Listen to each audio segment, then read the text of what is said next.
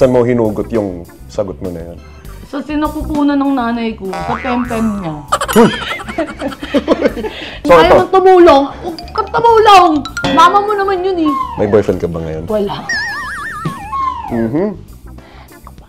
Ang baho ba? Hindi ka umili. Hindi. Ito ka pa kasi sinungaling. Puta kang irresponsible, sinungaling. Kaya nga siya tinawag na lie detector eh. Sinungaling ka pala, Anjo. Alam ko yun. Hindi, pero totoo, ako talaga ang kuya. Ano ba yung naramdaman mo sa akin dati? Totoo ba yun? Totoo. Totoo yun na.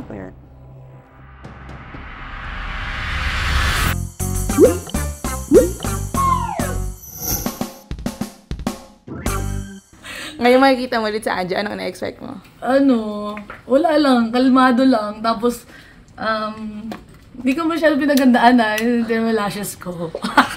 Hindi naman, ikaw ang kabahan sa akin, Anjo.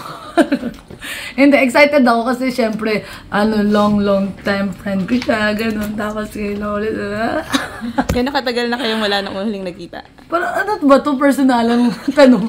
Face to face ba to? Medyo matagal na rin. Ganun. Kasi, ikaw naman, parang na si Mama Pao. Already na? Okay, go. May pa-serve birthday ko ba to? Ano na? Dito. Masishades ako para hindi ako pag nagulat ako, ikit lang mata ko. Singkit, gano'n.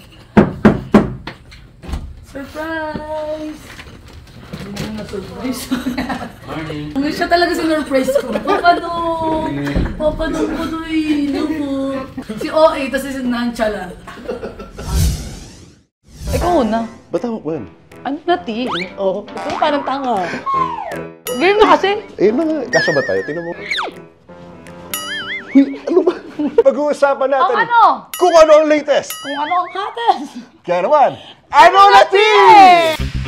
Dito sa Ano na Ti, magpapalitan tayo ng mga kwento at opinyon tungkol sa latest at trending topics online. Mapa-current events, showbiz, sports, love life, work life, magsasalo-salo tayo sa latest tea.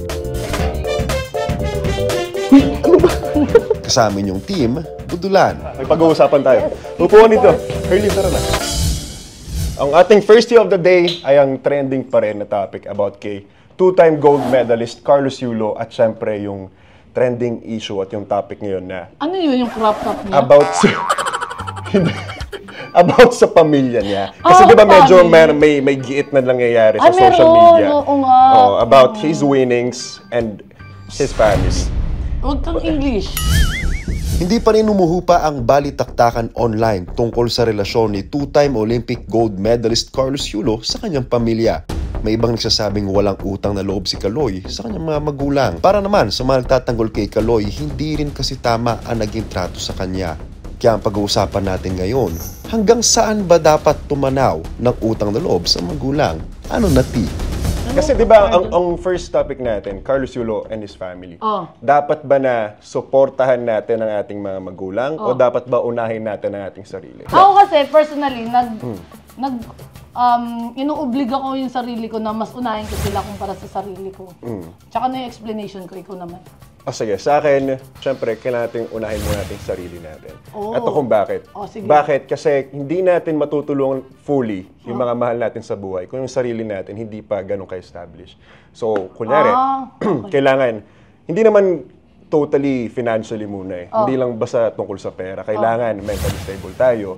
Kailangan physically healthy tayo. Kasi nga, kung wala sa atin yung mga ganung bagay, hindi natin mabibigay yung tulong na kinakailangan ng iba.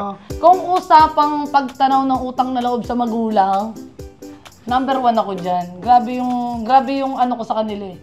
Dedikasyon ko para buhayin ko sila. Ito. At saka lang hindi lang magulang to Hindi, sabi mo nga, di ba, hindi naman about pera lang. Motivation ko sila, inspirasyon ko sila, kaya ginagawa ko lahat para sa kanila. Di baling wag na ako, sila na lang. Ganun ako. Naman. So, pwede bang humingi ng onting backstory kung saan mo hinugot yung sagot mo na yan? Sa sinapupunan ng nanay ko, sa pem-pem niya. Kasi syempre doon ako nang galing, doon pa lang sa word na galing sa pem-pem niya. Iba na yun. Bukla, binuka yung Huy! Hindi, I mean, MTFCB! Hindi, itot mo na lang yun Hindi, I mean, di ba, ikaw, di ba parang tayo personally, yung buhay natin, utang natin sa kanila. Lalo sa nanay, sa tatay. Hindi tayo mabubuo kundi dahil sila. Hindi tayo makakarating sa kung nasaan tayo ngayon kundi dahil sa kanila. Kaya ako, personally, talagang yung buong bagay na ginagawa ko para sa kanila. Pero paano pag kunwari, same situation, merong wrongdoing sa'yo yung kapamilya mo or yung minamahal mo na tinulungan mo, hanggang kailan ka tatanaw ng utang na loob? Hanggang kailan mo gagawin yung ganyan na selfless love na tungo sa ibang tao? Pag-usapang pamilya, di baling mali na lang ako palagi. Lagi na lang silang tama para hindi na lang humaba. Kasi ayokong may makaaway sa pamilya ko. Pag sila nag-aaway-away, ako yung mismo yung nag-explain na gusto nyo ba tayo mismo nag-aaway-away? Parang mali yun. Kasi di baling makaaway tayo ng iba, wag lang tayo na lang. Ay, parang ano, di ba? O ikaw ba? Bakit uunahin mo yung sarili mo dahil nga so, paano mo matutulungan sila kung hindi ka okay? Oo, tama. So, kailangan, at first, sa sarili muna natin, mahalin muna natin yung sarili natin bago tayo magmahal sa iba. In the same way of giving or pagbibigay ng utang na loob. Kasi at the first place, ito nga, yung trending topic natin ngayon, yung pagbibigay ng utang na loob, hindi siya somehow parang tanggap ng younger generation. Diba? Kasi ngayon, parang sinasabi nila na hindi dapat gawing insurance yung anak. Investment, no? Investment, hindi dapat ganun eh. Na parang lahat tayo may pangailangan na kailangang sinusunod. Pero hindi naman mali yung sinabi mo na tumanaw na utang na loob. Tama ka dyan. Kasi ako, supportado rin ako dyan. Pero yung mag-e-expect ka na something in return. Parang when you love, di ba, unconditionally. Oo, walang hinihing kapalit. Wala kang hinihing kapalit. So, para sa akin, masaya ka na lang din talaga sa kanila dahil tinutulungan mo sila. Ayun. Bukal sa loob mo. Nakadepende sa'yo kung tutulong Tama. ka o hindi. Kung So, ayaw ito. mong tumulong, huwag kang tumulong. Mama mo naman yun eh. Ang init ang ulo na. ba't tinaaway mo yung viewers natin? Kasi ang dami kong personally ngayon ha. Kasi sa akin lang talaga. Kahit anong mali ng magulang mo pa rin yun. Kahit balik-balik rin mo yung mundo, magulang mo pa rin yun eh. Yung utang na loob, hindi mababayaran ng pera. Tama. Iba yung dapat binibigay mong respeto sa magulang mo. Ito, Herlene, naisip mo na bang magpakasal? Hindi pa. May boyfriend ka ba ngayon? Wala. Pero kung sakali lang, magkaasawa ka, tapos magkaroon kayo ng sariling pamilya, obligado ka pa bang tumulong sa magulang mo kahit may sarili ka ng pamilya? Pero bago yan, meron tayong lie detector challenge na gagawin ngayon. At eto na siya, ang mahiwagang kamay. So, gagawin lang natin, alam mo naman na siguro to, bubungat ka ng tanong dito, tapos ilalagay mo lang kamay mo dito, tapos dito naman malalaman kung sinungaling ka ba talaga o hindi. Okay. Talaga, Anjo. So, bago tayo magsimula, Erlene, para fair, sabi mo nga, kailangan natin, bato-bato, pick, isa lang Isa lang. Isa lang. Pick, ganun lang. Pick. Pick. Pick. Ay. Oh, ikaw na. Lagay mo yung kamay mo dito. So, ang gagawin natin, bubunot ako ng tanong, mamaya, ikaw na may bubunok ng tanong para sa akin, okay? Pasok mo ng maigi. Ayan. Ito na. Isip ko yung feeling nito dati. Huwag mo alalahanin. Masasaktan ka lang. Ang mga nakaraan, iniiwan sa nakaraan. Wala na. Iniwan ko na lahat. Ay, iniwan mo na. First question! Umayos ka. Medyo spicy ito. Lagay mo lang dyan kahit anong pa yan. Lagay mo maigi nakadiin. Ha! May nakaaway ka na ba sa pamilya mo ng dahil sa pera? Ito naman, di pa ka nasagot. Oo, hindi. Oo. Oo.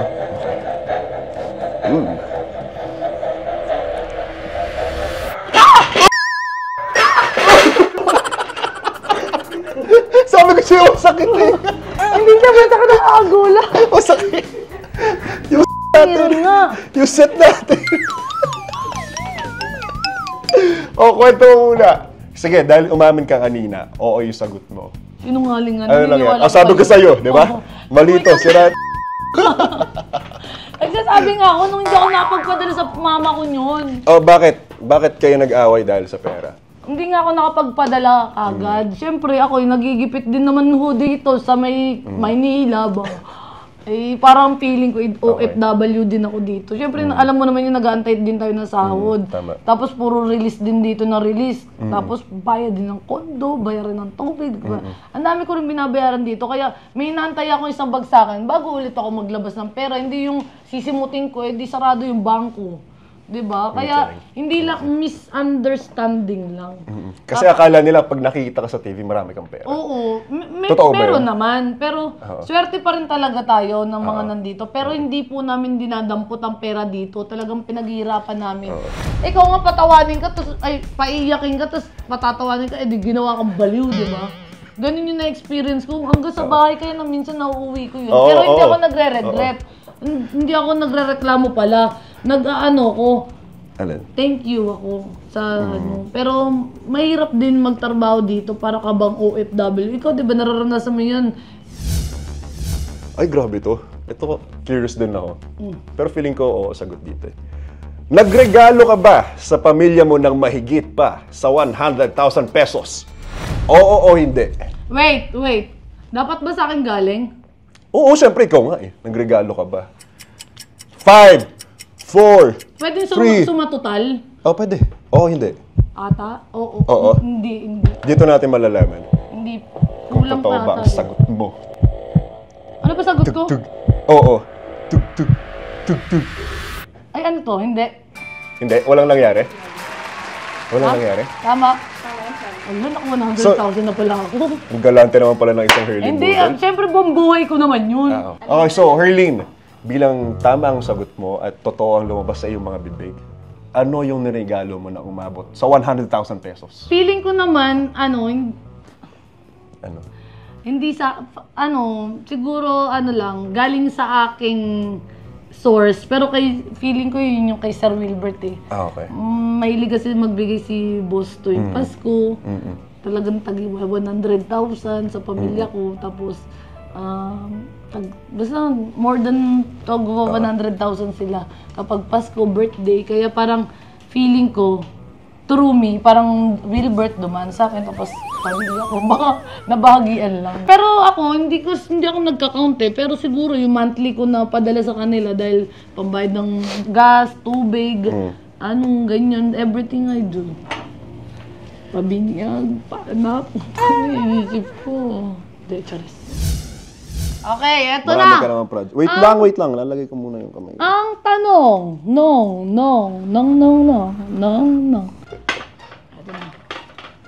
Ang haba naman yan! Hindi, huwag mo basahin. Kapag may, basahin ko nga muna. Basta, ako yung tatanungin mo. Baho ba? Hindi ka Hindi. Nag-spray ka na kanina, di ba? Baka nalunok ko nga kaya hindi ako water. Ayoko. Kapag may hindi ba kayo pagkakaintindi ng pamilya mo, ikaw ba ang unang nagpapakumbaba? Oo. Wala Ako kasi yung kuya. So, ako talaga. Pindutin mo na. Magkaalaman. Ako, kumpiyansa ako sa sagot ko. Ako talaga. 100%. Kasi mabait akong kuya, alam mo yun. May mga priorities ako na sinuset ko, responsable. So ako talaga. Ako Ikaw yung pumapagitna kapag may away or gulong nangyayari sa pamilya namin. Kasi dalawa lang kayo, no? Oo, dalawa lang kami. May duday. Masakit! Sakit! Bawal mo sinungaling. Uy, bakit ganun? Ito ka pa sinungaling. Hindi, Puta pero- kang irresponsible sinungaling. Uy, hindi! Ako talaga! Hindi! Alam ni Mama Daddy yan, ako talaga. Hindi ko alam ba't Well, siya ganun. masinungaling? Kaya nga siya tinawag na lie detector eh. Ang sakit! Sinungaling ka pala, Anjo. Hindi, Pinapakita hindi ko- mo sa mga kaano natin na ano ka. Hindi ko alam kung bakit... Sinungaling ka. Alam ko yun. Hindi, pero totoo, ako talaga ang kuya. Ito, example small sample. Dito, medyo malayo sa away pamilya. Kasi rarely nag-aaway yung family namin. Kasi we're close like that. So, eto na lang. Naalala ko dati, kami nung kapatid ko, meron kami sinalang taekwondo competition. So, bilang kuya, naglaban kami sa isang silver medal match. Ay, talaga pinagtapat kayo? Pinagtapat kami. I mean, kasi basta competition yun. So, nagtapat kami ng kapatid ko. And guess what? Nagpatalo ako. Ay, we. Kahit kayang-kaya kong talon yung kapatid ko that time. So, I'm a kuya, you know? Kailangan Pero sinungaling ka pa rin. Hindi ko alam ba't ganun nangyari. So, balikan natin yung tanong kanina, yung follow-up question natin, babalik natin. Pag kunwari, nagkapamilya ka na, ito, imagination lang to, or in the near future, obligado ka ba na magbigay pa rin ng sustento sa pamilya mo ngayon, sa mama at papa mo, kahit may sarili ka ng pamilya? Kung nakaka-LL naman ako, tsaka yung mapapangasawa ko, luwag-luwag, edi magbibigay pa rin ako. Siyempre, siguro pag time na yun na gano'n, siguro matanda na sila, wala na rin silang source of income. So parang obligasyon ko pa rin sila na pang-maintenance, pang-kain pa rin. Kasi ano pang aasahan nila bukod sa mga kapatid ko, 'di ba? Syempre yung mga kapatid ko may sarili din buhay. Pero paano pag kunwari yung asawa mo medyo stricto sa pera? Paano hindi ako pag kunwari mag-aasawa na stricto pinagbayaran sa ka pera. niya? Hindi kunwari mahal na mahal mo talaga tong asawa mo. As in, mahal na mahal mo. Minsan na ako nagkamali. Mas unahin kong ipayo ang pakinggan ng payo ng magulang kasi hindi pa sila nagkakamali pagdating doon. Siyempre, based sa experience nila, talagang alam na nila yung tama't mali pagdating sa asawa po. Pag may pinakilala ko, huwag dyan, hambog yan. Ay di, wag na. So, gano'ng kadalas, nakailang pakilala ka na sinabi ng magulang mo, hambog yung pinakilala mong yun? First time lang ako nagdala ng lalaki. Bakit wala naman follow-up question na gano'n? Hindi, curious lang ako. Hindi, Curious kasi lang may first shot nga ako. Tapos dinala ko sa bahay. Yun pa lang yung nakilala ng papa ko. Pero sa mama ko, doon ako nagpapakilala. Kasi paano nun? Sino? Jet? Jet, sino ba? Yung una mong... Si Tutoy. Si Tutoy. Tutoy, shoutout sa'yo. Tutoy. May shota na siya, 7 months na sila. Ay, Ano hated ingit ka. sa'yo? Kung kayo ay magpapakasal, o obligaduhin mo pa rin ba ang ikaw na magpadala sa kanila? Dapat i-gets mo yun. Dapat i-gets mo yun. Sige, ipapares ko lang sa tanong ko sa'yo kanina. Saan sagot ko, oo. Oo, In because... support sa sagot mo kanina. Kasi nga, tama ka. Ang parents natin tumatanda, hindi na sila, yung lakas nila meron sila ngayon, hindi naman forever yun eh. So yung source of income nila, bababa. Yung productivity nila, bababa. So maraming factors na, alam mo yun, parang ikaw na yung nandyan, ikaw yung may kaya, bakit hindi mo pa sila tulungan? Diba? Kung ikaw yung may resources, bakit hindi mo tulungan? Pero yun nga, babalik tayo sa umpisa, no? Kung yung pamilya mo naman ay hirap, yung sarili mong pamilya, yun muna yung taguyod mo bago ka tumulong sa iba. So kahit eto muna, dito ka muna, focus ka muna sa isa, tapos pag 100% ka na, or kahit almost 70, kahit paunti-unti, tsaka ka tumulong ulit, pabalik sa mama at papa mo. Basta ang ikaw, gusto mo unahin yung sarili mong kapakanan. Hindi naman. Partly, kailangan buo partly? muna yung pamilya mo. Hindi buo, like hindi 100%. So, kasi syempre, yung pamilya mo, umaasa rin sa'yo eh. Yung anak mo, yung asawa mo, umaasa rin sa'yo. So parang, since kinuha mo na yung commitment na yun, kailangan mag-focus ka muna doon. Tapos kapag okay na yung pamilya mo, tumulong ka na paunti-unti dun sa magulang mo. Tsaka, magigets naman nila yun. Diba? Sa akin kasi parang feeling ko, hanggang sa pagtanda ko, naka-budget sila sa akin. Halimbawa, ang sahod ko, 10 piso. Sa akin na yung 2 doon. Tapos sa kanila yung 8. Wala namang masama dun eh. I mean, yung point natin parehas is, walang masamang tumulong. Basta kaya natin tumulong. At ang pagtulong, hindi siya, alam mo yun, may inaasahang pagbalik sa atin. Oo, diba? wala na. Pagtutulong ka, out of love lang talaga, na parang, kaya ka tumulong kasi mahal mo yung taong tinulungan mo. At kaya mong tumulong. Diba? Mali ako nung tinulungan na mahal dati. Shoutout nga pala sa'yo, Tutoy. Soli mo na yung motor. Ito na guys, para sa ating topic about Carlos Yulo and his family, ang takeaway namin, kailangan kahit maliit na problema pa lang, pinag-uusapan na para hindi lumalaki. Kasi ganun kadalasin nangyayari, di ba? Tapos huwag papaabutin sa social media. Yun ang number 1. Kasi ang dami nakikisaw-saw eh. Diba? Tsaka mas lumalaki. Imbis na dapat pag-usapan nyo na lang, pag-usapan yung pamilya. Kasi pag madami nakisaw-saw, edi kadiri na yung sausawan nyo. Oo, magkakahepa na. Diba? Ganun. Kailangan pamilya sa pamilya. Ganun. Tsaka bawal sumagot sa mama. Tama. Tsaka as much as possible, yun nga, sabi nga ni Herling, keep it private.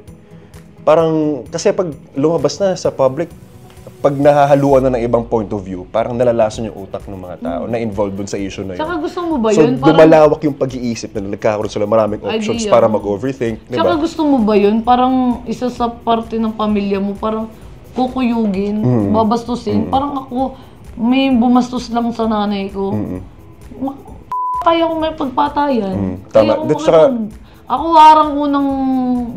Ako unang harang kung may mananakit sa magulang ko. Kahit sino, kahit nga pagsalitaan lang, kahit nga ibang tao, may marinigan lang ako na parang binabastos, nilalagay ko yung posisyon ko dun sa binabastos. What if nanay ko yung ginaganyan mo? Kaya kong makiano kasi hindi ko kaya makita sila na binabastos. Tapos sa social media, gaganunin. Kaya sana wag na lang. Siyempre wala din naman nangarap na magulang na bastusin din yung anak nila. Kaya wag nyo nang, hindi kayo titigil. Ha? Lalayo ko na to. Joke lang. Paano pa tayo? So in summary, mga kapuso, walang masama kung tatanong ka ng utang na loob o hindi. Pero siguraduhin natin na tayo sa sarili natin ay may kakakayahan tayo na makatulong. May capabilities tayo na kung tutulong tayo, sana 100%. At hindi rin po masama na umasa ang ating mga magulang na tutulungan natin sila in return. Kasi nga, binuhay nila tayo mula pagkabata, ginabayan nila tayo hanggang ngayon, at nandiyan sila sa problema natin hanggang ngayon. Kaya naman, mahalin po natin ang ating mga magulang, kahit ano pa man yan, sabi nga ni Hurley. Shoutout nga pala sa mama ko, papadala ko mamaya. Maraming salamat po sa pakikipagtsokaran sa amin dito sa podcast. Ako nga po pala si Herlyn Budol. At ako po si Andrew Pertera, nagsasabing walang lokohan. Pero may budulan. Ang podcast kung saan pinag-uusapan kung anong latest. Kung anong hates? Ano na Gusto mo?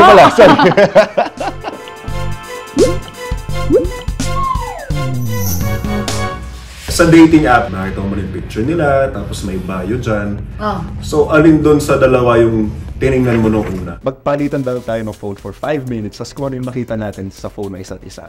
Walang magbubukas ng kahit ano. Promise sense. Nakita ko lang mga... Ano ba yung naramdaman mo sa akin dati? Totoo ba yun? Totoo. Totoo yun Naiyak ako.